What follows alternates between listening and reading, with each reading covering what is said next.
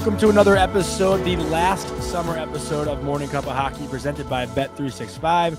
Open an account with Bet365 today and bet on a huge range of markets. Whatever the sport, whatever the moment, it's never ordinary at Bet365. So use our code DAILY365. That is Colby Cohen. I'm Jonny Lazarus. We have a great interview today with a new member of our show who's going to be joining weekly, and that is Pat Maroon of the Chicago Blackhawks, three-time Stanley Cup champion. So a lot of fun with him. We're going to talk about some news that's been going around the past couple days, just like the preview for the Amazon series, which features some NHL superstars, which came out on Monday.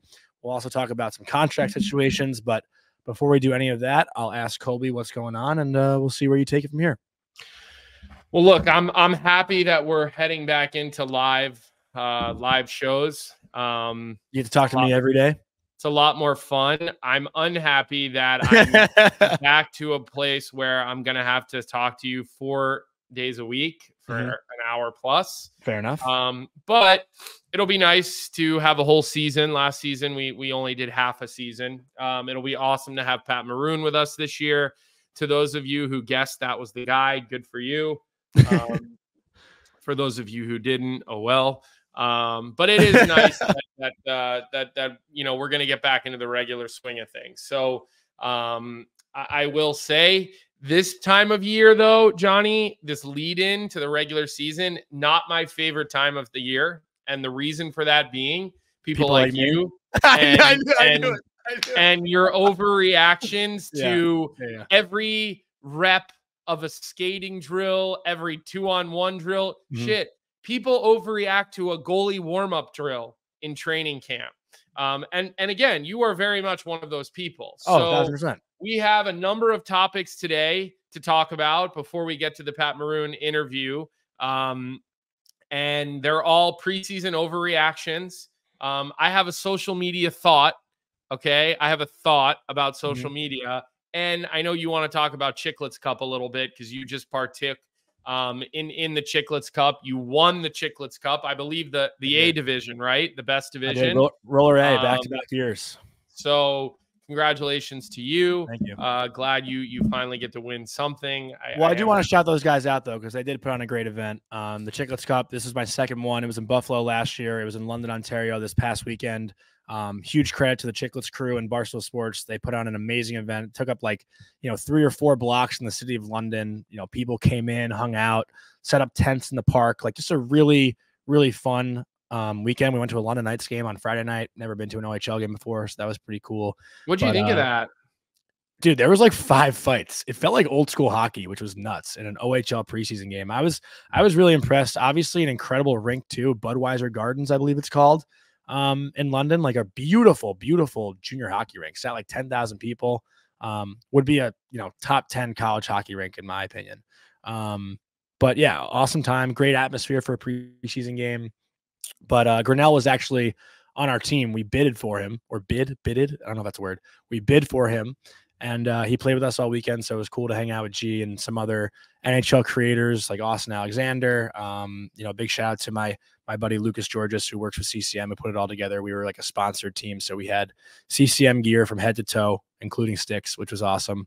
But yeah, overall, just a great weekend. And I'll tell another story about Grinnell later on. It's funny that you're talking about London, and you texted me and you were like, "Do you know Rob Shrimp? I want to go talk to him." Oh yeah. And so everybody knows, Johnny's texting me the other night. He's like, "I want to go up to Rob Shrimp and do you know him at all?" And I'm like, "No, I never met him before. I have no idea." Meanwhile, I've known Rob Shrimp since I'm 15 years old. I told him that you told me that, by the way. I just didn't want Jonny to walk up to somebody and be dropping my name because I don't want to associate too much. What did Shrimpy say when you said that to him? Well, we originally were just talking, kind of shooting the shit. I didn't introduce, I didn't say what I do or anything. I didn't want to bombard him. No, the first interaction was kind of funny. We went into we were walking toward this bar called Delilah's, which I guess a younger scene. And he walked right in, and I was like, "Damn, you got some pull around here, huh?" And then he's my a crew, legend and a celebrity in London. Yeah, he is. And then my crew actually walked right in, and I was like, "Oh, I guess I got some pull too." So it was kind of funny. But then I went up to him, or we were just kind of talking the next night because I was a familiar face, I guess, at that point.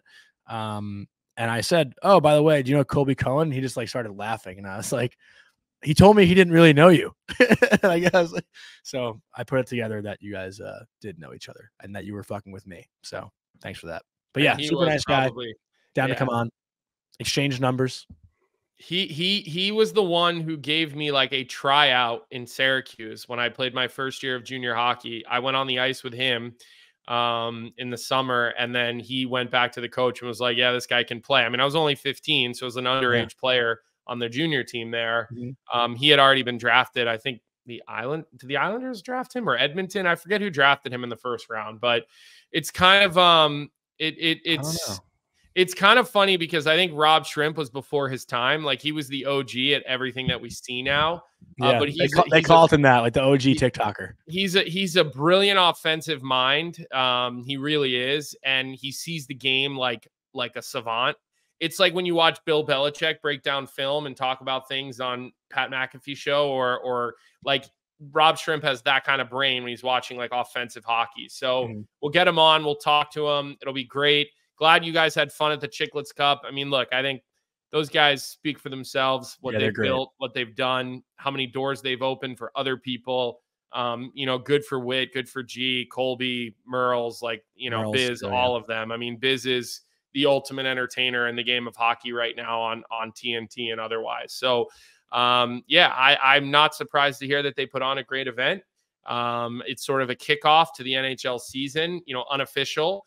And that's where we start moving into preseason and our overreaction. So let me ask you, before we talk Swayman, or should we talk Shesterkin and Swayman before we go preseason? Let's talk Shesterkin and Swayman before we get into preseason overreaction. Well, I kind of wanted to do one thing before that, if we can. Just the Amazon preview came out, which I mentioned briefly before. And while we were talking about the Chicklets guys, I was talking to Grinnell about it over the weekend. And last week at the Player Media Tour in Vegas, I had drinks with people at the NHL. I'm not going to say who it was. And I was told that there's a scene in the show where we're going to see Connor McDavid in a very new light. And in the preview to this show, it's actually in there where McDavid basically rips into the Oilers. Like he says, this isn't fucking good enough. It's the finals. Dig in, like yells at the top of his lungs. And I was talking to Grinnelli about it, and I was like, dude, please don't say that you heard this from me in the podcast, like begging him not to say that it was me. And he texted me today, like he spoke about me or whatever. And I was like, dude, tell me that you didn't mention that I said that. And it came out just now on the preview anyway, so I'm safe.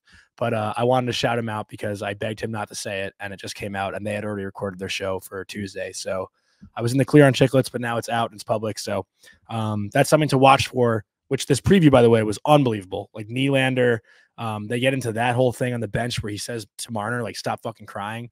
This is going to be a way new, I guess, avenue to look at hockey and look at NHL players. Like it seems like it's a very uncut version of the NHL. And, I'm really excited for it. So hopefully everyone else is jazzed up for it. It's going to come out on October 4th on Amazon. But yeah, I just want to tell that quick story because I begged Grinnelli not to say that he heard it from me. Okay, well, and now we can get into your thing. So look, as we start to roll into the season, Johnny, there's a couple of goaltenders that remain unsigned. And we'll start with Igor Shesterkin. Well, he's not unsigned, but he's a year away from being a UFA. And the tweet that I saw was that he's not going to negotiate during the regular season. So if he doesn't have a contract come opening night, then that means the Rangers are finishing this season with a goaltender whose contract is expiring July 1, and he becomes a UFA, a franchise goalie, a UFA. All players get paid more money on the open market, all players. Mm-hmm. So if you're Chris Drury or if you're a New York Rangers fan, what is your level of concern about this situation? Because there's a lot of rumblings about, Jacob Trouba's money is going to come off and go away, which I don't agree with that being such a done deal. Yeah. I think that's a situation that is far from over with him having 2 years left on his deal. But like, where does this situation go? And what's your level of panic? Well, I'll tell you what, I wouldn't be concerned if it wasn't for everything happening with the Swayman negotiations. And I feel like, let's say Swayman's contract does get done before opening night, which it probably should, right? I can't imagine the Boston Bruins starting the season without Jeremy Swayman. I mean, I'm not sure it's going to, and I'm going to give a little update when we talk Swayman. Okay. I don't know if it's going to be done. And Yeah. I have said as much, by the way, on our show over the last 4 weeks. Well, either way, not to get into Swayman, but I feel like once that does happen, then maybe Shesterkin's contract negotiations will speed up a little bit. Because I mean, I'd have to imagine that he's waiting to see the number that Swayman gets. Exactly. He has a year to wait. So why not wait to see what Swayman gets before he signs his extension? And, there is potentially money coming off the books next year. But again, with Trouba's contract situation, I know there were some quotes at a training camp where it made it seem like this is their last run. I mean, a lot of Ranger fans have been doing the last dance thing, even though the last dance they had won like fucking 5 championships. This would be a first last dance. Rebuild 3 years ago. No, I tweeted that last week. Only in New York can you find a franchise that went from rebuild to last dance in 6 years. And I put last dance in air quotes because it's not a last dance when you haven't won. But so I just made a joke of that for people. Let me ask you about the Trouba thing. And I know we're sidetracking a little away from Shesterkin, but let me ask you, I saw him talk about how much he loves New York. And I know people think his wife's residency is up in a year, so he's just going to wave and move on. All I see is a player who loves being the captain of the New York Rangers and loves living in New York, who chose New York. I don't think moving Jacob Trouba and his $8 million is a done deal. And I don't think that it's an easy transaction to make, for a player who's on the back 9 of his career, who's, slowing down a little bit. His feet are not quick. I mean, that's not a jab at him. That's just a reality in a game that's getting quicker and quicker. So, I see a lot of Ranger fans that are already tucking him into bed and closing the coffin on this guy. He's got 2 years left on his contract. And again, when you have no move protection and you make north of $6 million, trades are not that easy. Not a lot of good teams have cap space. Not a lot of bad teams are looking for those types of contracts right now. Yeah, and for the like you said, for the Ranger fans that are saying to boo him on opening night, that's insane. What the fuck does that accomplish? If he's good, doesn't it make the Rangers better? I agree. Trust me, I'm rooting for Trouba to have the best season of his career and to play out the last year of his contract, because if that's what I'm a ride or die kind of guy with the players that are on my favorite teams, and I want to see them do well. And I think booing them or making life hard, even with Leafs fans, honestly, we're getting so off topic with the Shesterkin talk, but I don't get the fans that boo their own players that are not going anywhere. It just to me, it makes no sense. I don't know. It's just whatever, but that's a topic for a different conversation. Back to Shesterkin.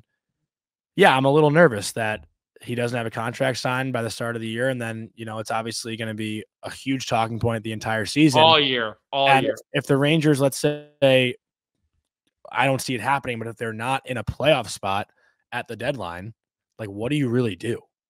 Because the fans are we go all in. This is our last run with this core, and then figure it out next summer because Panarin will have 1 year left on his deal. They're going to have to sign Lafreniere and Keandre Miller, who are both RFAs. These goalies do not grow on trees, man. I agree. Here's the thing. Shesterkin wants a free agency deal. He's going to be a UFA, right? It's different than Swayman, who's an RFA, right? So he's looking for UFA money. And what do we always say about UFA contracts? They're always too long and more than the guy's worth, right? To quote our buddy Lou Lamoriello, when he had that comment about Horvat when he signed him, right? Too long, too many years and too much money. I mean, most deals that are big time deals that happen in UFA are deals teams end up regretting years and years down the road. So the hope is that the glory comes early into those deals and you get your cup. But I think Shesterkin is looking for a UFA deal. So let's say Swayman were to get $9 million a year. I still think Shesterkin's probably looking for 12. Now, is he worth $3 million more per season, which means over 8 years, you're talking about $24 million additional dollars? Is he $24 million better than Jeremy Swayman? I don't think so. Mm-hmm. He's better. He's maybe $1.5 million a year better. Maybe if Swayman got 9, then maybe Shesterkin should get 10.5. You know what I'm saying? That I could see. But add the free agency factor into that. In free agency, he probably would get $11.5 million, right? Maybe the Chicago Blackhawks, who are finally getting over the hump in their rebuild, and they're like, holy shit, Igor Shesterkin's available. We'll give him 7 years and we'll give him $14 million a year. The cap's going up. We've got a shitload of cap space. And now all of a sudden we have a goalie who could take us to a cup and win us a cup. So I think that's where the Shesterkin deal is sticky right now. And I think that's where Chris Drury is a little stuck, is because this is a guy who wants a UFA free agency July 1 contract, but he wants it in September or October, right? So I think, to me, that's probably the sticking point, where I think what's different in the Swayman situation, this is an RFA. The leverage is not there that Igor Shesterkin has. Igor has all the leverage. You may see a bigger delta in the amount of money between these two goalies just based on situation, just based on leverage, not necessarily based on player value and player talent. And again, that is just my opinion on the situation. But if I'm a Rangers fan, I am very nervous right now. I am very nervous because this does not seem to be a good situation, although it could change in an instant. In an instant, it could change. There also are the sides of Ranger fans too that saw the team go through this with Lundqvist. And, you know, when you have that world-class goalie that you are paying a lot of money to, and you can't really build out the rest of the team in front of the goalie because you're giving all the money to the goalie. But like, again, but did you not win? But I wouldn't do anything different. Like, I'm not letting Henrik Lundqvist walk. Exactly. You know what I mean? Like, and the cap, even though they lost, like the cap is going rapidly up. By year 8 of Igor Shesterkin's deal, the cap might be like $130 million. Yeah. Seriously. It could, I mean, 8 years, 9 seasons from now, you got to think, like, we're getting into the 90 millions, right? You know, we're right around 90 million. What is it? 88 million or something like that. Like, you got to think in 9 years, if it goes up $5 million, let's say $4 to $6 million a year for the next 9 years. Well, what's 9 times 5? 45. That's 45 million. You're $130 million on the cap. So if you paid him $12 million or $13 million, that percentage is nothing by the time, you know, you get into the meat of the contract. But that's also the thing too. Are you giving him 8 years? He's 28 years old right now. I don't think you have a choice. You want to pay a 36-year-old goalie $12 million? You don't have a choice, Johnny. You don't have a choice. You just don't have a choice. Yeah. I don't think you have a choice. Of course you don't want to, but you don't have a choice because he wants 8 years. He wants life-changing. Not that it hasn't already been, and I don't blame him, and I hope he gets it. Well, I'll tell you what, if there's one goalie that fucking deserves it, it's Igor Shesterkin. I mean, he's been lights out in every playoff run that the Rangers have had with him in net. I mean, even that Devils series, I thought Igor was phenomenal, and the Rangers couldn't really support him when they lost in 7 games.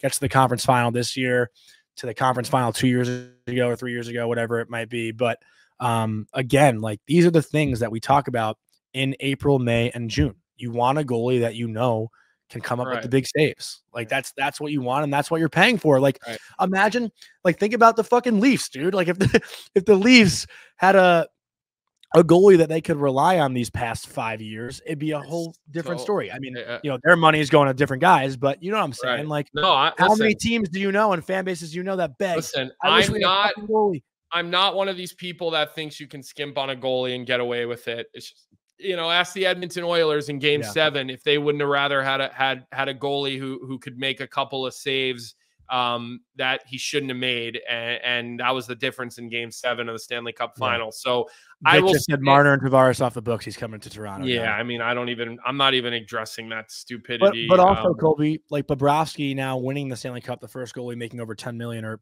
10 million, whatever it is. I think it's 10 million on the dot to do so.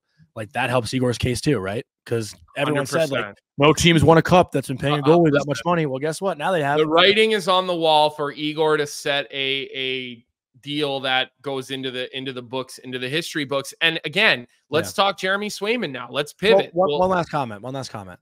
Because the interview when Crosby signed his deal, like, he was on, like, the front porch of, like, a fan's house or something, came out about how he only cares about winning. And I saw all Ranger fans, like, saying, take notes, Igor. Well, guess what? Igor Shesterkin is not Sidney Crosby. He's not going to make the money that Crosby's going to make post-career, and he 100%. Should take every fucking cent that he deserves. Agreed. Right now. It's not good for players when players take deals like Crosby took. It's not good. And I know Frank said that on the show. I wasn't there. I thought you didn't listen. I saw that snippet. Okay. And I also know how Frank's going to react to that comment. I know how he's going to. And again, it's not good. Players are fighting for more dollars. Owners are making money hand and fist. Teams are worth billions of dollars. Look at the way that look at the NBA, the way that the cap is going up in the NBA. Like, they have half the amount of players and double the freaking cap. Like, we need to get players maximizing themselves and taking every dollar they possibly can. Again, I understand with Crosby because he's made 130, 40 million bucks. He's got cups. He's on the back. Like, he's again, yeah, did he play as like one of the best players in the league last year? Yeah, but he's an older guy. Like, and his future set too. Like, it's a totally different situation. So I think Shesterkin should get every dollar he can. And I say that about every player when we talk about players and contracts. So I get why Crosby did what he did. I'm not a fan of it, but I do understand why he did what he did. So let's stay in the East because there's another big goaltending situation going on. And there's been a lot of, in my opinion, like, first off, I thought it was pretty funny that Don Sweeney took shots at Spit and Chicklets. Like, come on, Sweens. Don't you know you don't pick a fight with Barstool? No, definitely not. Yeah. Look, I am somebody who has picked a lot of fights in my life. And it's funny. I have one rule when it comes to this shit. Avoid fighting with Barstool. Okay?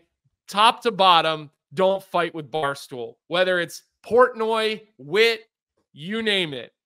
Do not fight with Barstool. And Don Sweeney, he went for those guys. I mean, I was laughing because I know both parties so well. And I know what a dry guy Sweens is. But you know, I did laugh at that. I was entertained by that. I don't know. Were you guys talking about that at the Chicklets Cup at all? You and G or anybody, or no? Honestly, I'm surprised that like didn't even come up. Yeah, I don't know why I didn't even ask about that. But again, like, that's also just great publicity for them. That just shows that like a GM is even like aware of what they're saying, right? So, listen, I call them the spitting on yourself, spitting up on yourself. But I think, like, to me, I thought that was really cool. Like, I mean, we do our show and we know people hear stuff that we say.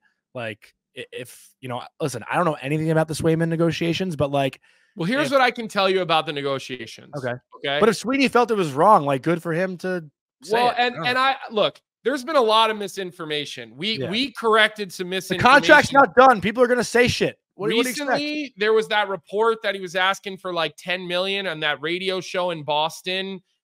Said it, and like, I tweeted like, you're wrong. That's not true. I didn't even see that. I don't think. I mean, that was like a few weeks ago.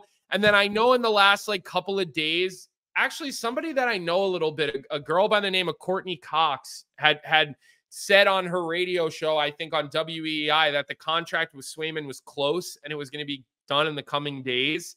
This was like right before training camp started. Again, Courtney's good at her job. I have a lot of respect for her, but she's just wrong. Okay. All I can tell you right now is that things are not progressing with the Jeremy Swayman contract situation. Okay. They're not close and they're not progressing. Okay. That doesn't mean they're not speaking. That doesn't mean there's fuck you matches. It doesn't mean Sweeney's not calling them. They're not that's not what I'm saying. All I'm saying to you as it stands right now on the 23rd of September at 4:38 late in the day, right now, it's not close. Like, I do not expect us to wake up tomorrow morning to Jeremy Swayman news. I do not expect to see Jeremy Swayman in Boston Bruins training camp here over the next couple of days. Also, to be clear, we're recording this on Monday. Just to be clear. Didn't I just say September 23rd? Oh, my bad. Yeah, I just said September 23rd. I was going down for a second. Sorry. Okay. So that's all I'm going to tell you. I'm telling you that it's not close right now. You know, things are not progressing. They're not at the goal line. They're not in the red zone. Okay. They're not close. And so we'll see how that goes. That can change like this. Jeremy Swayman could wake up and say to his agent, I can't miss anymore. Get a deal done. And then all of a sudden they got to pick up the phone and, you know, come down from whatever the number that they're asking, or Don Sweeney decides he doesn't like the way his goaltending looks in preseason. He's concerned about the way the team will start. And he's like, we're going to have to move, right? And then all of a sudden that phone call happens. Jeremy Swayman's camp turns around and says, okay, we hear you. Let's work on this now. And let's make some progressions. But right now, that's not happening. They're not on the same page. Things are not progressing and they're not close. And that's the language that I'm going to use. Yeah. And I'm using that specifically. Okay. So don't twist my words. Don't add context. I don't do that. You do that. I'm not saying you. I'm saying anybody who's watching or listening. That is where the Jeremy Swayman situation stands.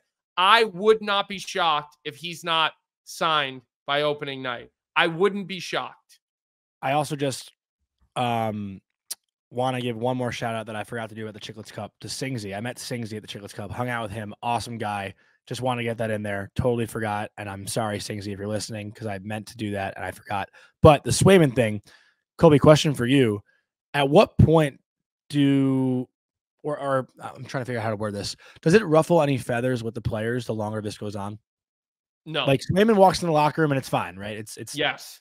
Swayman walks in the locker room like the second coming of Christ when he walks in that locker room. Okay. And so it's a good thing almost. Again, I remember when Marshy held out for a couple of days at training camp. I believe maybe it was my third year in my third training camp with Boston. And like, again, there's no animosity with your teammates. Your teammates want you to get the best deal. They're rooting for him to get as much money as he possibly can. He's a great teammate. He's a beloved teammate.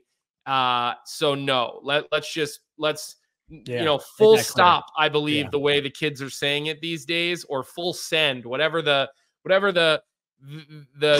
quote that you kids are using these days is no. The answer to that is, they will open arms, embrace him, full stop, the day he walks into that dressing room. All right, so that's a new saying, full stop instead of full send. That's a Colby Cohen quote that we'll go with. It's full send, not full stop. Yeah, but full send's like the opposite. Full send's like when you like just have a fucking night. No, full stop is a thing too, buddy. Yeah, I'm not saying it's not, but like the way you use it, I don't know if it was like is wrong. Whatever. Okay, fair enough.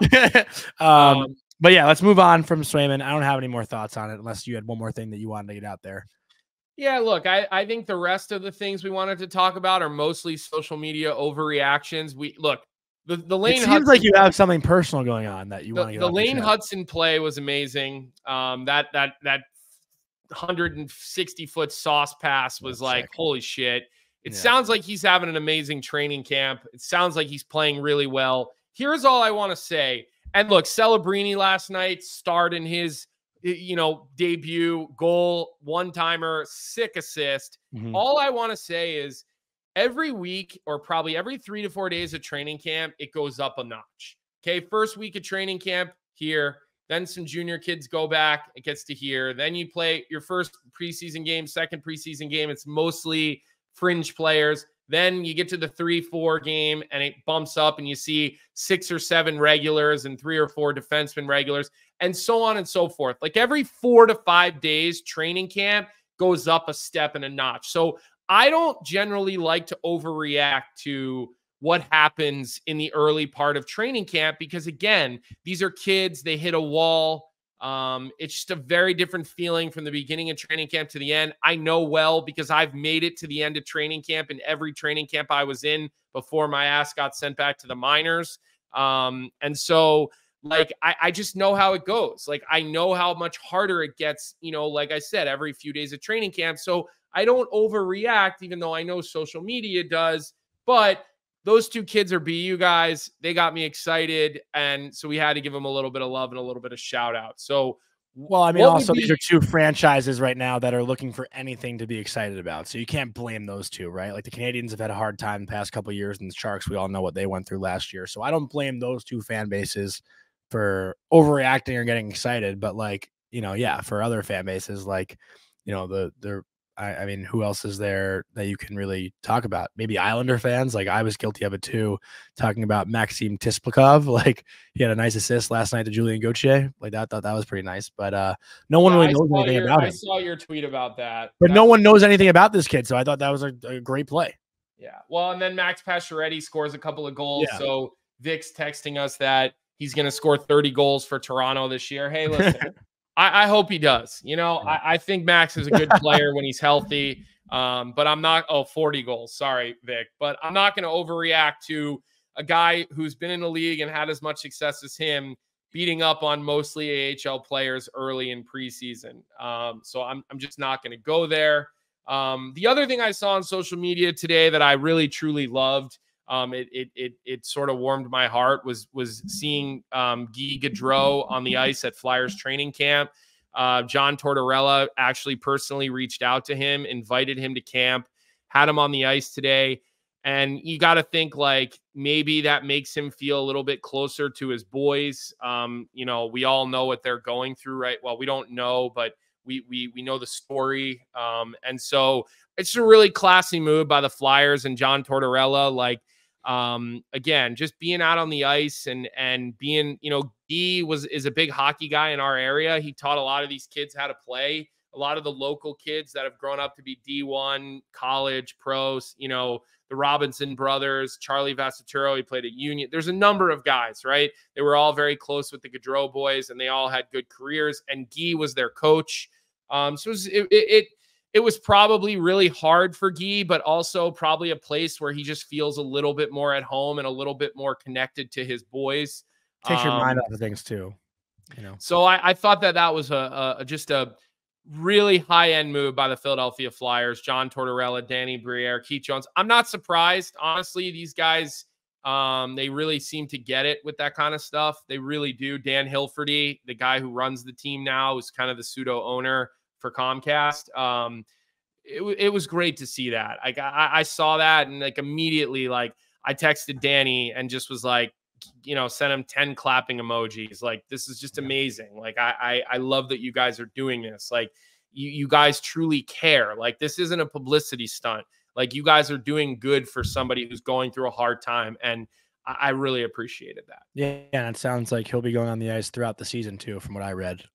Excuse me, which is awesome. But you know, obviously it's a little bit closer to home for you than me. Yeah. It's really awesome. You just think about what their family's dealing with right now. His wife, normally they're in training camp, and like, I mean, right now, like, they got to probably feel really lost, you know. Yeah. And even Matty Gaudreau, he coached the junior team in the North American League in Philadelphia. And again, like, the family's hockey is really what this family's life revolved around. So right now it's probably really difficult, and with the training camps and the preseasons and the highlights and people wearing the Johnny hockey, it's, you know, it's got to be really, really hard for them right now. So a very, very heartwarming moment by the Flyers, and a great thing. And, you know, I hope it continues. Yeah, me too. And I saw a bunch of NHL teams were giving a tribute to the brothers before the game started, doing like 13 seconds of silence, or a 13-second moment of silence around every arena so far. So I'm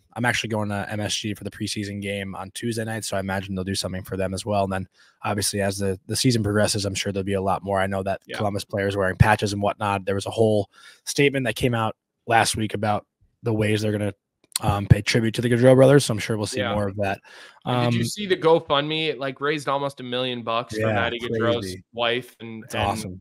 and you know, soon to be child and everything. Like, again, money doesn't make anything better, but it's certainly like a gesture of help, and that's all you can do. So one more thing I want to hit on, and I'm going to take a hard right and switch gears, because I'm going to ask you a question, and you're going to like probably just be like, oh, Colby being Colby here. But I'm not going to call this team out in particular, okay? I'm not going to say the team's name, okay? But have you noticed on Twitter, Johnny, teams that are tweeting, which is every team at every level, okay, have gotten really annoying? Like, I just want to know what is happening. Like, tell me who scored. Tell me about the penalties. Why do you feel the need to have to be like annoying and like creative and like witty? It's like, you're the team Twitter. And like, I'm not going to single out the team in particular, and I'm not even going to say what league they're in, but I was trying to follow a game recently on Twitter, and I don't even want you to guess, because I see your I'm trying to I'm not trying to call one person or player or team out in particular. I'm just saying in general. But I'm noticing all these admin, they always write like admin tweets. Like it annoys me.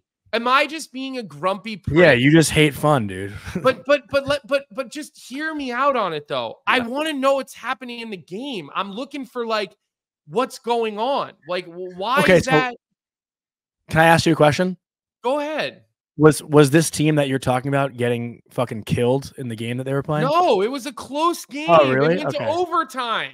Oh, because usually I feel like that happens when, you know, a team is down like 5-0 or whatever, and it's just depressing. So they just try to like make light of the situation. Like I actually noticed, and I think it was the Chicago White Sox that started it yesterday. I know what you're talking about. Yeah, like the final score, find it on the NHL app because they lost. You know, right. that was something that. But they're also the worst team in the league, and their seasons because they're trying to have fun. That's why the Coyotes did it. About a team that just started the season. Yeah. Okay. And is in a tight hockey game. And I'm trying to follow on social media, on Twitter, because I'm not able to watch it and I'm traveling and I want to know what's going on. And it's annoying. Like, I don't know, man. Like, I know that I'm.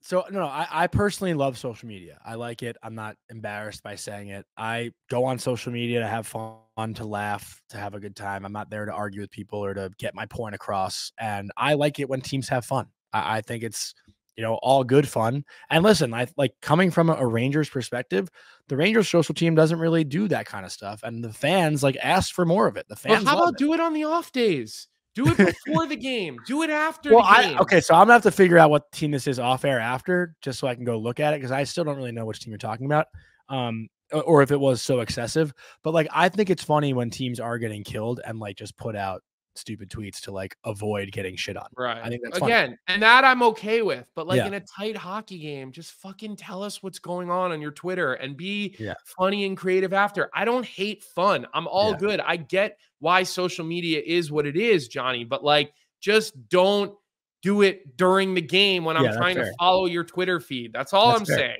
Okay. Like I know I'm being a little bit of a grump, but I also stand by what I am saying. Yeah.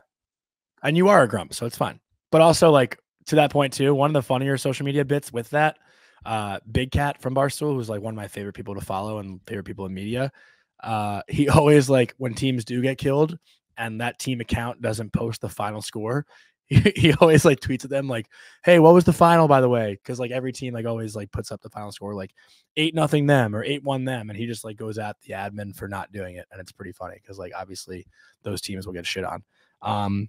But yeah, I'm curious to see which team you're talking about, and I'll keep an eye on it. Maybe we can do this season an Out West worst social media team of the week. We did it last year for worst team of the week, but we can go at social media. Why not? And with that, unless you have any final thoughts, Colby, before we go to Pat Maroon, I do want to give a shout out to our sponsor, Out West. For a limited time, when you purchase any 3 of our premium polos, you get a 4th item of your choice from our entire site for free. Whether you're looking to upgrade your wardrobe with high-quality modern activewear or stock up on essentials for your winter golf trip, now's the perfect time to shop and grab a free one on us. So visit outwestgolf.com today, use code Cuppa, CUPPA, and take advantage of this exclusive offer. Out West, every game needs an outlaw. Again, that's CUPPA in all caps for 15% off. So use our code at outwestgolf.com. And Colby, I guess if we're doing a Out West worst team of the week, Utah doing what a typical Arizona team would do, scoring on their own goal in a delayed penalty for their first ever, I guess, unofficial goal, but pretty typical and pretty funny of the Utah Hockey Club to start their inaugural season off that way. I do believe they ended up winning this game, though. So, well, we saw your big bet on social media, so that's one we'll be tracking all season. But it's good to catch up a little today, Johnny. It's been a couple of weeks, and we look forward to going live starting October 1. And with that, let's kick it over to Pat Maroon, the newest member of Morning Cuppa Hockey. For the last summer edition of Morning Cuppa Hockey, we wanted to bring on a very special guest, a 3-time Stanley Cup champion, a face that you should get very used to looking at because, as we'll announce later on, you'll be seeing him a lot on our show throughout the season. So one of the newest members of the Chicago Blackhawks, Pat Maroon. Pat, welcome to the show. We're pumped to have you. Hi, thanks. I'm pumped. Excited to get going with you guys. It's going to be a great year chopping it up with you fellas. Well, we've been teasing all summer that we had somebody that would be joining us on a regular weekly appearance. And we actually asked people to guess and send us their guests. I shit you not, the first DM I got was from a Blackhawks fan that I have gone back and forth with over the years from when I worked in Chicago. Their first guess was you. And I just iced, and I completely iced them because I didn't want to lie. And I also didn't want to respond and blow the secret. But like, I was like, really? Your first guess? I mean, you gave away like 10 hints, Colby. What is he going to say? Well, how did I give it away? What like I didn't say a name. Current guy won a few cups on an original 6 team. I mean, you kind of limited it. Yeah, you did. You made it a lot easier for them. Well, I think the other cool part here is I think you are our first guest. Well, actually, that's not true. You are our first player that has made an appearance on the McAfee show that is now joining Morning Cup of Hockey. So that's a first for us. So we're happy to have you. We know you're just kind of getting into the swing of things in Chicago.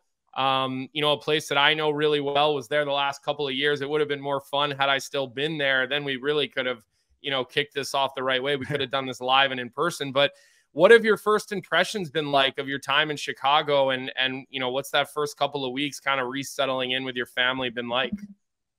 Yeah, actually, we love it. We're in a great area. We're in Lincoln Park. We settle in pretty nicely. We can walk everywhere. There's parks nearby. The daughter's in school, so everything's kind of, all the moving parts are in, and now we can kind of just relax and enjoy the city. But it's been amazing. We love our neighborhood. Our neighbors are great. We can walk everywhere. The weather's been awesome. But I think as a whole for me, going to the rink every day, there's a lot of buzz around the rink right now. A lot of new faces in that locker room. A lot of veteran guys that can help push this team, get to the next step, help these young guys out.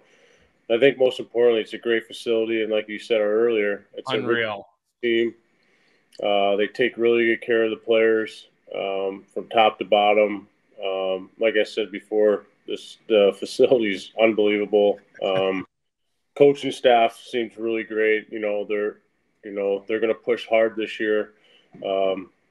To get where we need to be. And I think the message, leading into camp as of now, like, we're going to push for a playoff spot this year. That's our goal. We want to play meaningful games down the stretch and, February and March. So, like I said, a lot of buzz around the rink right now. Guys are super excited. I think we can surprise a lot of teams. Even me, I was kind of shocked that, when you go through free agency, you don't really focus, you just get your stuff done, you kind of just disappear a little bit. But looking at our lineup right now, we get some high-end skill and got some great veterans. Our D-core looks pretty good. I think if we stay healthy, we can make a little run at this. I was actually going to ask you off the bat what the messaging was like too, because your past 5-6 years, I think, going into training camp, the team you were on had cup aspirations. And I'm not saying that Chicago doesn't. Obviously everyone's goal is to win a championship, but right now it's clearly a team that's in a rebuild. And for you, your approach to training camp, that's got to feel a little bit different too, right? Because, even, we chirp Minnesota a lot on this show, but even going to Minnesota, like, that's a team that wanted to win a cup last year, so I imagine the position you're in, this has to be a different feeling to training camp than you've ever had before. Yeah, for sure. But I think, the message, you guys obviously know the GM talks and the coaches talk before, we kick off training camp. And I think their message was great. I think it was like, listen, we got all these veterans. We signed, big free agents to make this team push this year and be a competitive hockey team and, play those meaningful games down the stretch and, surprise some teams. And, their end goal, they didn't say it was to, make the playoffs. And listen, it's up to the players. I think it's all up to the players. If we perform and we do all the right things to get us in that situation, and when we're pushing our team, we can add depth to the, at the deadline. We can add players. We can add pieces. And I think that's the beauty of it. If we can push and get to where we need to be, we can make our team better by the deadline. And I think that's our end goal. Obviously, we got to get off to a hot start. You don't want to be behind the 8 ball at all. But I think for us, we got to get off to a hot start, and it starts early. We go out west early on. We play Utah, Winnipeg, Edmonton, Calgary. So it's going to be a tough road trip out of the gap, but it's going to test us. And I think that's good for us. So I think we have a good mentality, and everyone's been pushing hard and working hard in training camp, and everyone's got that little edge to them.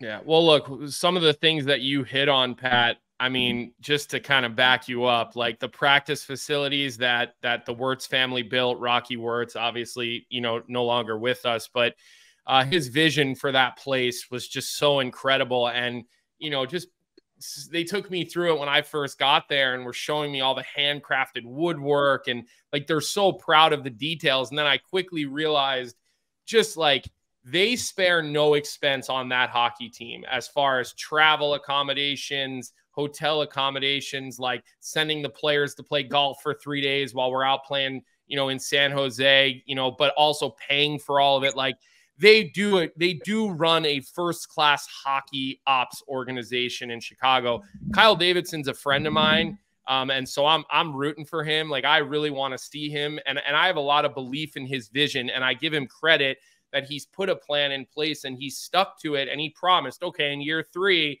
we got to start taking those steps. And that's kind of what a lot of the things that you've talked about here, Pat. But the coaching staff, Derek King, Luke came my second year that I was there, but Derek King was there. I mean, I played golf with him a bunch of times. What an unbelievable guy he is on the bench. Like, I can't wait to talk to you about him throughout the season because I just know how much you're going to love this guy. And then Kevin Dean was a guy that I played for actually in the American League. And again, like these are world-class humans. And Luke, I mean, like look at Luke's resume. Look at the way people talk about him. Look at the kind of player, the kind of teammate, the kind of leader he was. Like you really do have like an all-world human being staff there in Chicago. And so I really hope like what you're saying, like I hope you guys get off to a hot start. Like I want to see those guys get, they've been in a tough situation for the last couple of years. And so, I mean, look, I hope everything you say is true, and I'm rooting for that because of those people in particular, because they really are great people. No, I agree. Yeah, Kinger, he did video the other day. He had me dying laughing. He's just a funny guy, especially during the scrimmages right now. He just says some one-liners, and it's pretty hilarious. So, obviously, Kevin Dean, he coached against me pretty much. He was in Boston for all those years, and Ben Hankinson's my agent, so they know each other really well. So he's talked very highly of him, and obviously Luke. People respect Luke. He played the game for a long time. He played it the right way, and as players, you kind of respect a guy like that too. So it seems like an all-class organization, like just the staff itself, and obviously with Kyle and. It's a young staff, and, it's a young staff that's determined. And like you said, build a culture, build an environment where, they get the Blackhawks back to where they used to be, during those cup runs. And I think that's what they're trying to do. And this is the first step. They hired a couple veterans. They got some nice free agents with Teravainen and Bertuzzi, Brody, and Martinez. And, so I think we're just trying to build something special here. And hopefully, you never know with these kind of years. Some guys that maybe not had the best 2 years, the last 2 years, maybe step up this year and make a huge impact. So we need some players to push and get better, and we're looking forward to that. So like Reichel, for example, Kershaw, obviously Connor can take another step with all these young guys in the lineup, and Vlasic, and Vlas is a stud. He's an unbelievably talented hockey player. So with those guys, and obviously there's more, but if everyone takes another step, and I think we should be in a good spot. Something silly that I'm really interested in hearing from you. It's your third locker room in the last year, right? You start last year with Minnesota, you go to Boston, now in Chicago. Not chirping, just stating facts. I feel like you can relate to this when you were kind of coming into Anaheim. You got guys like Teemu Solani, Ryan Getzlaf, Corey Perry, guys that are well-known. Like you're a well-known guy around the league now. Everyone knows who Pat Maroon is. When you're walking the locker room and like introducing yourself to everybody, like, Are there guys who get like nervous to meet? Like you got to have one funny interaction with a young guy who's like, holy shit, like this is Pat. Like you're a 3-time Cup champion now. Like, you know, I'm sure when you walked into the Ducks locker room, you were probably shitting your pants meeting Team Islani. Oh yeah. I mean, with all those guys, you know, Saki Koivu, Brian Allen, Francois Boschman, obviously Getsy, Perry, Sheldon Surrey, you know, obviously the list goes on, but for me, you know, as a young guy, you kind of just stay in your lane and kind of stay quiet, and kind of wait for them to approach you. Get nervous, but for me, I just try to be myself. Though I'm like just a fun, approachable person, so I don't think people. I want to make sure people feel comfortable around me. I think that's the most important thing. You want to make sure young guys can come up and just say hi to me and have a conversation with me. I think that's the most important thing. But no, I haven't had an interaction like that. I'm just easy. I'm easy to approach. So I think guys kind of just think I'm just like what you see is what you get, and you know, and that's probably I'm pretty advertised on that. Has Kyle or Luke like had to you know, have the conversation with you? Here's what our expectations are for you, and here's, I mean, or is this at this point in your career, like you know what you need to do when you walk into a locker room and like you know the role that you play? I mean, what do those conversations look like? No, I haven't had conversation with them at all. Obviously, I talked to Kyle a little bit, but just like a little small talk here and there, just like crossing in the hallway or something like that. Me and Luke haven't really talked, but like you said, Colby, I think for me, I kind of know what I bring and what I need to do every single night. I know my role pretty well. I know where I stand. So, yeah, I just try to do that and compete and just do those things every single night and, you know, help in any way I can. So I think that's the most important thing. Obviously, you guys all know I stick up for my teammates. You know, if someone gets hit or we need some energy or we've been playing bad, you know, I can, you know, step in and try to get the guys going. But for me, just kind of just play hockey and hopefully, you know, create a little bit for myself, you know, show the offensive side a little bit for me. And yeah, I saw you pulling off a backhand toe drag in training camp the other day. Did you watch or something? Where'd you see that? I saw a clip of that on Twitter. I was cracking up. That's the roller hockey coming into training camp, huh? Yeah. Yeah, just stuff like that. But I think most importantly for us and like Foligno, Martinez, and Brody, guys that have been around, you know, Connor Murphy, Seth Jones, and been in the game for a long time. I think for us, we got to approach it and hold everyone accountable. So that's, you know, lead in the locker room. Obviously, we can all lead on the ice, but I think the most importantly is leading, you know, inside that room. Make sure everyone feels comfortable, and if you do that way, try to find ways to hang out outside of the rink. Stuff that will bring our team together that will lead into good things on the ice. And I think that's the most important thing is, you know, building a special bond inside that locker room, creating a great environment, being there for each other, and but also holding each other accountable. I think when things need to be said and guys need to be called out, you got to do it. And everyone hates that side of the business, but I think if you do it, they respect you a little more. So I think leading by that and just, you know, trying to create that environment where, you know, we all stick together and, you know, we lose as a team, we win as a team, you know, mentality. So I think, yeah, just trying to play a role and, you know, kind of cover every aspect of it, but try to do the best I can. You know, obviously I'm not the fastest footed guy, but try to create something, you know. What are your early impressions on Connor Bedard? Because I do feel like, you know, you get to play against players in your career, and I think this goes for everyone, and you kind of think you have an idea, and then you actually get on the ice with them and you're on the same, you know, color, sweater, jersey, whatever, and you're like, holy shit, like this guy, I can't believe he does this or he does that. So, you know, you've now had a couple weeks of captain's practices and then about 2 weeks of training camp. So, you know, what are your thoughts on the rookie superstar and probably future face of the league, in you know, in your opinion so far? Yeah, he's been great. I mean, it's tough. I'm not in his group, so I haven't been really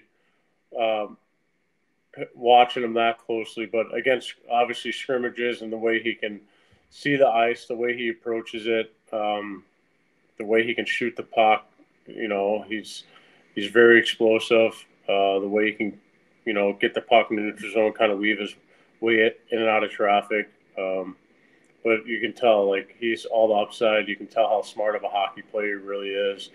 I mean, his stick is really good. He can pick up pucks. He can strip guys and find ways. But yeah, I think for me, close up, you can see how really good he really is.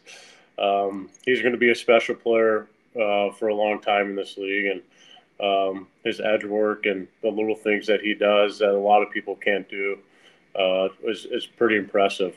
So I'm really looking forward to having a front row seat this year. Obviously, scrimmages are a little tough to watch, guys, because it's kind of a scramble out there right now. Everyone's kind of work hard trying to prove a point before they get into the scrimmage, before they get in their first preseason game. So it's kind of a cluster right now, but I'm really looking forward to, watching him front row seat this year and see what he can do. Well, when I spoke to him last year, he told me he doesn't really listen to music, and that's something that you're going to have to show him this year. I reached out to a mutual friend of ours, Jason Berger, a.k.a. Cheese. We all know him. And Cheese was telling me that you have a very unique taste in music, and there's a certain song that you like to walk out to before warm-up. Are you going to bring that into the Blackhawks locker room? What song is this? What song? I mean, what did he say? What did Berger say? He didn't tell me the name of the song. He just said, ask Pat. I did. Yeah. So it's weird in Tampa. I'll tell you a story. This is the first time I've ever seen this done before. They played music. So after Coop would come in and talk at the 3-minute mark, Berger would play a song. No way. That's weird. So, yeah. So I don't like that either. He did 3 songs. So I was like, whoa, this is weird. I've never seen this done before. So my thing was Shaddy was the first year. This is how we got it going. Shaddy played the music, and then I would pick a song before we'd walk out. So depending on if we won or lost, we could kind of keep that song going. Like the previous game, you're saying? Yeah. So it was hit or miss. And then I just kind of kept that train going when Shaddy left the following year, and then I had to take over the music. But I was gonna say, you guys. I mean, DJ Shat Deuces doesn't give up the iPod too easily. I've seen that for a very, very long time. So to hear that he was sharing musical duties with you just shows you he must have had a lot of respect for what you were bringing. I mean, it was like Tracy Chapman, Fast Car, Who Are You, Fish, Let Her Cry, Josie's Girl. Like old school rock, because we listen to techno and rap, so sometimes you got to change it up. So I would just everyone's out in ready to walk out in the alley, ready to go. It's only me, Perry, Cooch, obviously Shaddy was in there. There's only a handful of guys and then when Shaddy left, me and Braden Point would pop back and forth and pick. He's a wild man. He is a wild man. So it depends on the mood, and depends, like I said before, if we were winning, we play the same song. But yeah, I mean, people sometimes didn't like the music I would choose, but I still find that so odd though, playing music after the coach speaks, right before going out. I've never seen that in my life happen before. That's interesting that it only happens in Tampa, I guess. Well, it wasn't. We had that in the American League when I was in Providence. After Bruce Cassidy would do his thing, then I'm pretty sure Ryan Spooner. I don't know if you remember him. He was a Ranger briefly. Yeah. He plays. He got traded for Strome. Plays in the KHL now. Spooner would always put on. I forget. It's a popular techno song, and then guys would start doing all their shit as we were walking out on the ice. So I do think, Johnny, it does happen in more than one or two places. Well, clearly worked for Tampa, so bring it to Chicago. Yeah, I mean, it was it was after warm-ups, the second period, and going in the second, then going in the third. So Berger would have 3 songs. And like I said before, if we won, those 3 songs stuck. So if you're on a heater, you're literally listening to those songs every day. Yeah. So just so everybody knows who's listening, we're talking about a gentleman by the name of Jason Berger. He is the equipment manager in Tampa. Previously I was in the American League with him. And Johnny, how did you guys do like Maccabee games together? Yeah, he how was do the you know equipment manager Berger? at Maccabee in Okay. Israel. That's where I met him. Okay. So which is where he actually, that's where he got the Tampa job. I was in Israel with him at a table when he found out he was going to go to Tampa. So it was pretty cool. No way. That's awesome. It was awesome. Yeah, he's the best. A great guy. We used to give him a lot of grief about the way he sharpened skates, but that was a long time ago. I'm sure they're a lot better. Yeah. I'm sure that the cuts are a little better now than they were 15 years ago or whatever, you know. We were in a fight for a couple of years because I picked the Islanders back-to-back years against Tampa in the conference finals. So he didn't talk to me for a bit, and he ended up winning that one. Yeah. Well, I'm a New York guy, so obviously I had to. Yeah, but you're a Rangers fan, so like, yeah, but I'm a sucker. Religious to pick the Islanders. I'm a kiss ass though. Yeah, he'd write in our group chat like randomly, like "fuck you, Les." So that was good stuff. But no, I actually wanted to, while we're on the topic of like fun stuff. This one, Pat, again, like this is a long time ago, but it always comes up. And I'm a roller hockey guy, so I'll defend you, forever. When that clip of Patty Kane coming to the Faceoff dot chirping you about the roller hockey championships, when that came out like publicly, were you just like, fuck, like that's just a tough one? Like, how do I I've even never like seen this clip, by the way. I've You've no never idea what seen you're that? talking about. No, oh my God, Patty Kane skates up to Pat. Oh, you tell it. Yeah. You tell it. It was in the playoff. It was in the playoffs, and it was in Anaheim actually. He lined up next to me. He was mic'd up, and what exactly did he say? He said, "Don't you have some roller hockey championships to go home to?" Yeah, he goes, "Don't you have some?" Yeah, he said, "Yeah, something like that." Like, don't you? But have then it just cuts. That's it. It just cuts to get to this summer, and I just didn't say anything. Well, look, I don't think a lot of people don't realize this with Kaner. Like, Kaner's a pretty quiet guy, but when you know him, and we were in Ann Arbor together and high school classes together, or whatever. So like when he comes out of his shell, like he can be an assassin with the shit that he has to say. Like he comes off very quiet, reserved to the media. He's always like monotone when he talks to reporters and whatnot, but man, he's got a lot of shit to talk, like to his own teammates. I watched him do it to other players, like especially when I'm between the benches and I can really see and hear. Like Kaner, he's got a lot of shit to say for sure that people don't realize. Yeah, I mean, it was funny at that time, but that stuff doesn't really bother me. It was coming from Patrick Kane. I mean, I played one preseason game with him in London before they sent him to main camp for Chicago, and then I didn't get the chance to play with him, but I hung out with him that night. So I know him briefly, so it was kind of funny coming from him. But it's kind of nice that Patrick Kane's following my roller hockey career. I was just gonna say, yeah, like because so you're in Anaheim then, right? He's somewhat paying attention, so I don't really mind that. The chirp was fine. Like I didn't really mind what he was saying, and we were in the playoffs too, so I got a good chuckle out of it though. Yeah, I was just gonna say, like for you, I mean, it must have been so cool that Patty Kane at that time is like chirping you, like like I would know. I would say. No, but you don't get the roller hockey stuff anymore, I imagine, now that you've won 3 cups. Do I play?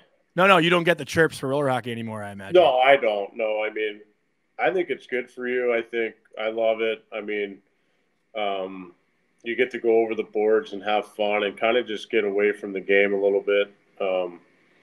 I grew up playing. I mean, that's all I did when I was young. I just literally played roller hockey my whole life. And especially in the summertime, my best friend's dad owned a roller hockey rink. And I would go up there. My parents would give me $3 and I would get dropped off in the morning. And my parents would pick me up at like 4 or 5 o'clock before men's league started. So, I mean, that's all I ever played. And I was just a fan of it. I was addicted to it. And I thought it was a good scapegoat just to, be creative, in yourself, work on things that, you might not be trying in the hockey world, or you do it in roller hockey, then you go try it in ice hockey. So I think it honestly made me a better hockey player with my hands, my vision, hockey sense, and, just being a little more patient, just creating things and doing things that you're not really used to doing. So I was just a big fan. I always thought it helped me on the ice side. So that's why I kind of stuck with it. I've been getting hit lately on Instagram with videos from pro beach hockey back in the day where they had like the slopes up in the end zones. And like, I don't know why these have been showing up on my sort of like, you know, your like popular page or whatever on Instagram. I don't think they call it that anymore, but like that was what I've been seeing, all these pro beach roller hockey videos. And I'm like, oh my God, I still remember one team was called like the Gargoyles because like that just like stuck with me. But I used to watch that on ESPN back in the day. Oh yeah. I mean, we got to bring that back, I think, somehow. I mean, I loved it. I loved Pro Beach. But we also had, it was called the RHI. And they played out of the Kill Center. It was the St. Louis Vipers, a professional roller hockey league. And they used to get like 8,000 fans a night. It was great. And and all the American League East Coast players that kind of were bubble players, they would play in it. So it was, you know, great hockey. I know Kansas City had a team, California had a team. It was pretty big back then. I think they kept it around for like 4 or 5 years, and then I think it ended up falling. But yeah, we used to go to those games all the time. Yeah, and the school by you, your hometown, Lindenwood, they give out like D1 roller hockey scholarships. Like, it's the only school I think in the country that does that. Like, Lindenwood roller hockey is nasty, and now they're D1 ice, which is pretty cool. Yeah, they do. My brother actually went there for roller hockey. Oh, no way. Oh, yeah. That's unreal. Yeah, I mean, I think you're right. That's the only school that do it, because all those guys that play pro, or like the young guys, they all go there and just get a free education. And, you know, but like you said, I think a lot of Lindenwood is D1 now, which is great to see for St. Louis, because obviously we only have St. Louis University that's in the city there, and then Mizzou's about an hour and 30 minutes. So it's nice to get another D1 school involved, especially now with hockey. Hopefully that takes off there and get a crowd for that. I know they're trying to rebuild there, but it would be nice to see Lindenwood kind of take off in ice hockey too. Yeah. Something else there you go. I got somewhere where we got to go. We've been talking to you now for about a half an hour. Off the top of this conversation with you, Pat, we talked about how you're going to be joining us, you know, weekly throughout the season for, you know, 15, 20 minutes. We're not going to have a set day for that, obviously, because it's going to be dependent around your schedule and the Blackhawks schedule. But since you're going to be a part of the show regularly moving forward, there is a topic that we have to bring up and talk to you about, because our producer is a massive Toronto Maple Leafs fan. And, you know, when I think about the past for you, the last couple of seasons, you are not beloved in the city of Toronto, because you have been a part of first-round exiles for the Toronto Maple Leafs for the last couple of seasons. And, you know, we're talking about rivalries. We're talking about guys chirping you, this and that. At this point, like, I got to think the Toronto fans have a Pat Maroon dartboard up in most of their bedrooms when they think about the fact that they cannot get by team. When you got traded to Boston and it was clear that's probably who they were going to play, they must have just been sitting there like, we can't get away from this guy. And so, again, I know you're a Chicago Blackhawk now. I know the pages turn, but with our producer, who all of our listeners know, massive, massive Leafs fan, you got to ask you, I mean, has this just become sort of old hat fun for you? Oh, I got the Maple Leafs again. It looks like I got to knock them out on the first round, because this year it isn't happening. You guys are in different conferences now. Yeah, it's funny. Because Tampa, we played them, what was it, 2 years in a row there. We beat them in Game 7, and I think the following year we lost, right? Yeah, that was the Tavares overtime goal, in Game 6. And then, I mean, for me, Toronto is a good city and fan base where it's fun that they hate certain players, and I'm one of them. I get a chuckle out of it. You know, I get abused on social media by them, but I kind of dig it. I think it's the Canadian market for you. I love the banter back and forth.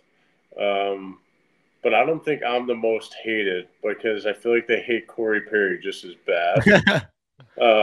They hate Marshy too. Bad. They hate Marshy. They would boo him every time they touch a puck this year in the playoffs.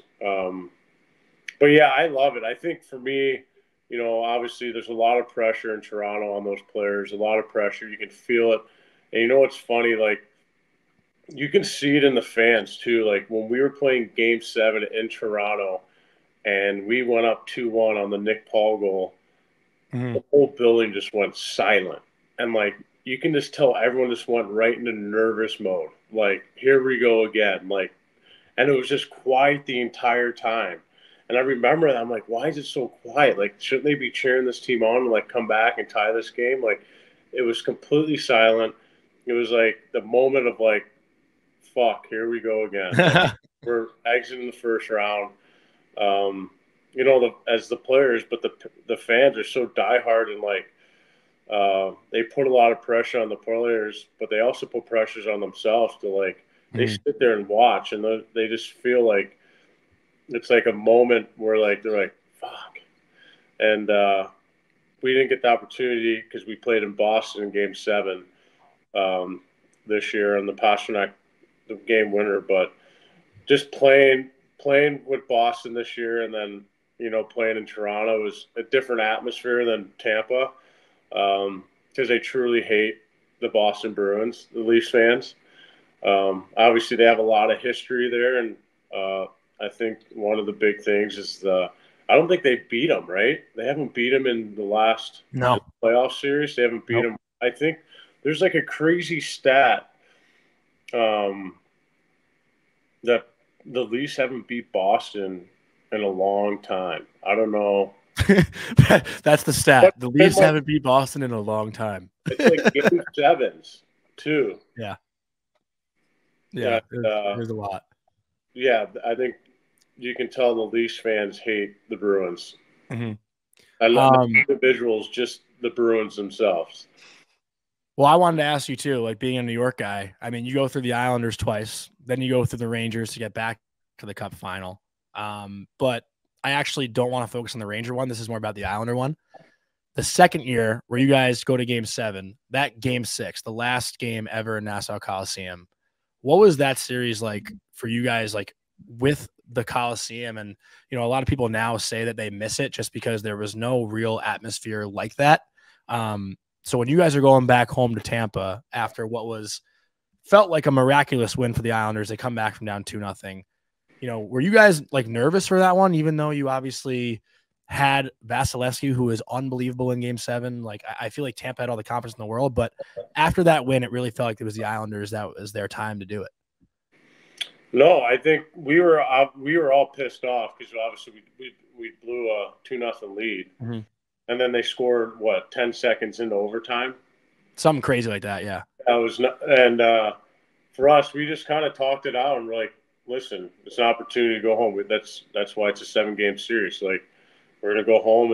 You're not gonna throw your sticks and expect to win because we're on home ice. So I just think we had that swagger, that mentality where we felt like we were gonna win. Like, we felt like it was our year again, and we did. I mean, both teams played an unbelievable game. Game 7 was electric. It was 0-0 until Yanni Gourde scored on the PK there. Which was controversial because apparently Islander fans say it was too many men. They still bitch about it. Because he came off the bench? Something like that, yeah. There's like a screenshot that gets posted every year. Yeah, because I think Cirelli and he turned up and Yanni Gourde came off the bench and he slipped past it right to the slot. But that series was awesome. Both of them, in the bubble and the following year. But the following year playing at the Coliseum was unbelievable. The fans were electric, and I love the Coliseum. You have to come through, so the fans are right on top of you when you walk out, when you walk out to the ice, and then when you get off the ice, they're right there, and they're just chirping you, they're abusing you, they're throwing stuff at you. You kind of appreciate it. But yeah, when they had like long, like ozone time, they would be chanting like we were in Europe the entire time and screaming. It was like electric. The atmosphere was electric. You know, everything about it. You know, they played really good on home ice that series too. I mean, it was a hard building to play in. It was loud. The fans were on you. You know, they had that line with Martin. Tzidikis and Clutterbuck, yeah. Yeah, and that line was just every time they would hit, the place would go nuts. But that was a great series. That was a fun series. That could have went either way. Obviously, we got the bounce on the PK. We had the goaltending. You know, they had the goaltending too. I thought they played well, but you know, we just had that swagger that year. That was a year where we kind of just felt like, you know, we wanted to prove teams that, you know, we weren't just going to go to the bubble and win. We wanted to win on, you know, with obviously a regular season and things that, you know, came into play. Yeah, I imagine playing in front of the fans was a little bit more meaningful than the bubble win, even though, you know, the bubble, people have said like that one just was so different than what anyone else will ever experience that like it's almost the same thing. You know, that overtime game in the bubble was crazy. Yeah. I mean, we were watching that and we were just like, my wife kept being like, seriously, this is still going. And like, there's 5, right? We didn't turn it off. Like we watched the whole thing and we were like, and then, I mean, I think Point scored, right? Was it Point who scored? Yeah. I mean, that was unbelievable, that game. Yeah. I mean, that was the first game too. And we pushed every team back.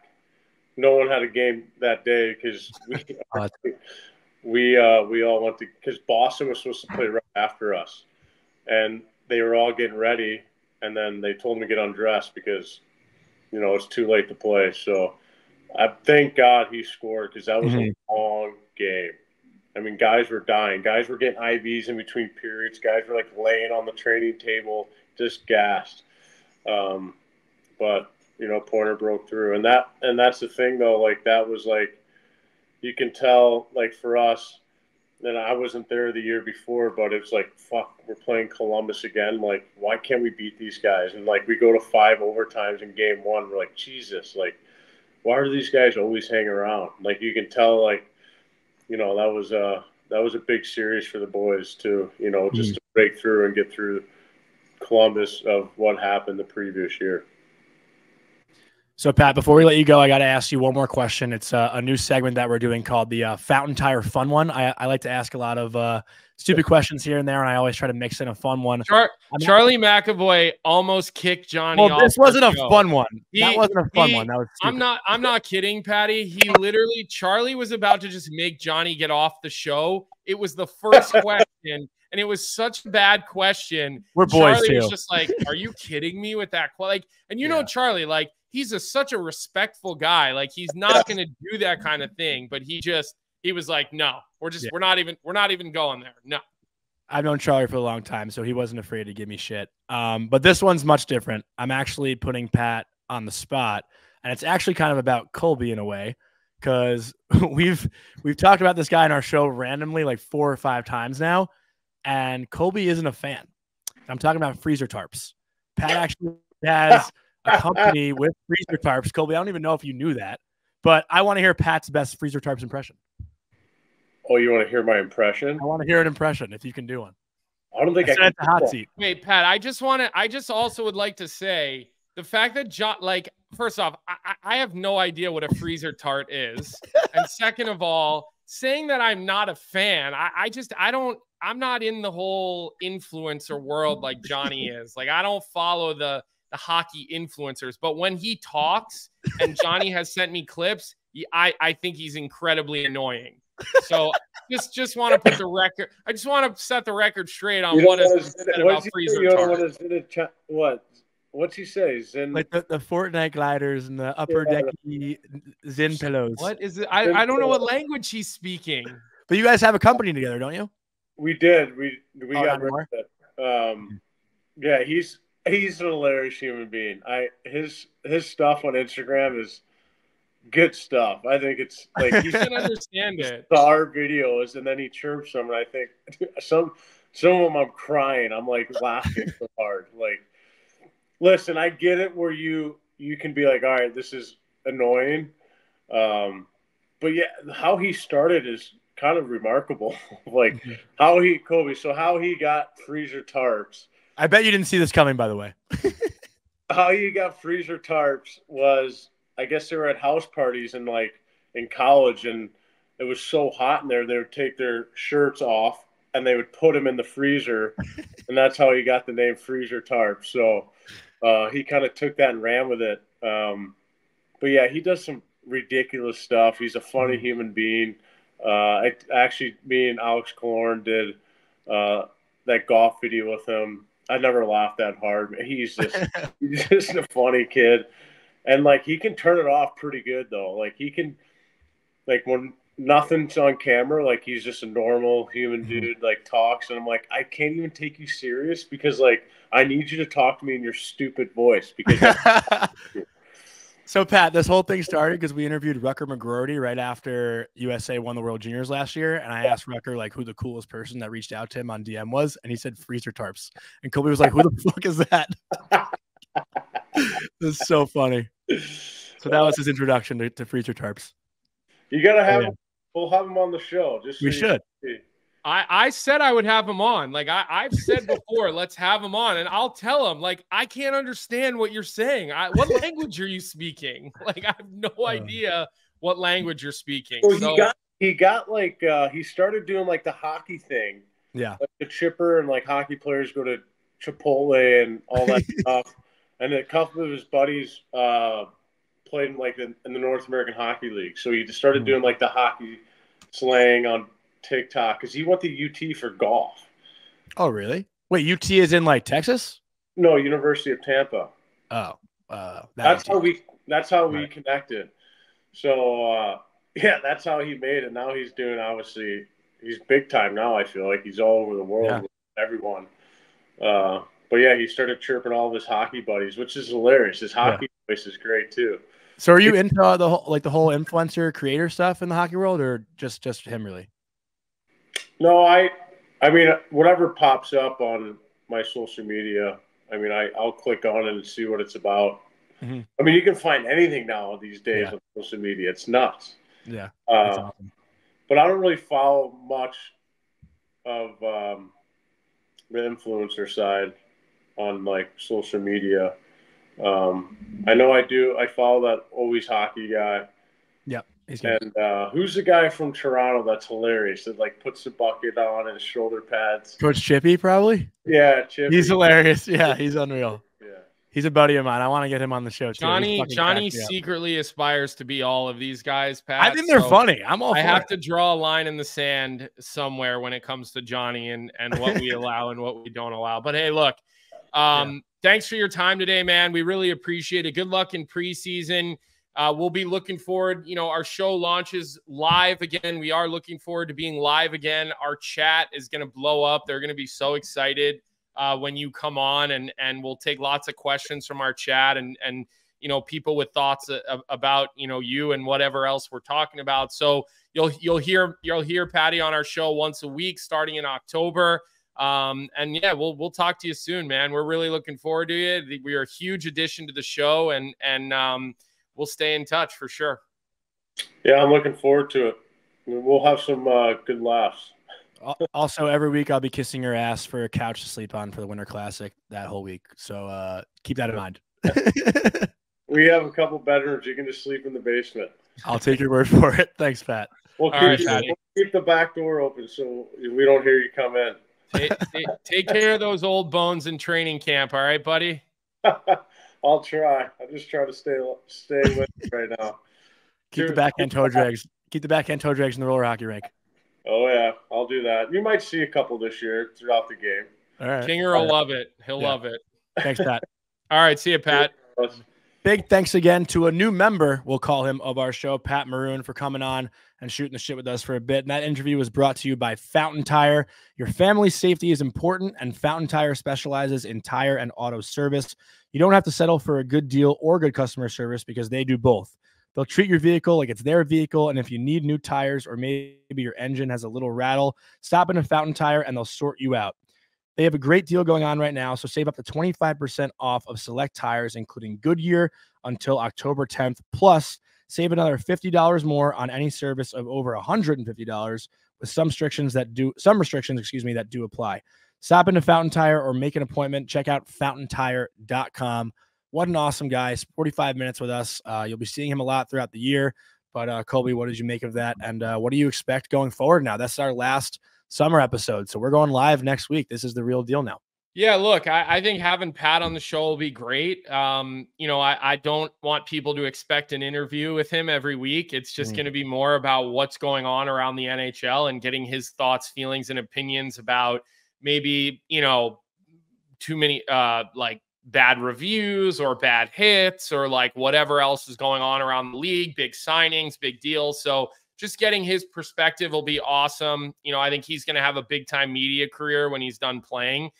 So I think we're pretty lucky to get him while he's live still playing. And you know, I think we kind of drew that inspiration from, you know, the McAfee show, obviously having Aaron Rodgers on. You know, now he's having Bill Belichick on every week, which is incredible. I mean, Saban goes on his show. Obviously, that's a whole, you know, it's a whole different ball game there. But I do I do look forward to it. I think it'll be great. So hopefully, like I said to him, stay healthy, you know, keep those old bones in check and you know, it'll be good. He's a great addition to the show. Yeah. And that's going to wrap it up for all of our summer shows. Really appreciate everyone that stuck with us throughout these past couple months, doing one show a week. We're going to be fully back at 4 shows a week, starting, I guess, in 2 weeks, because next week's going to be a 3-day week with October 1st being a Tuesday.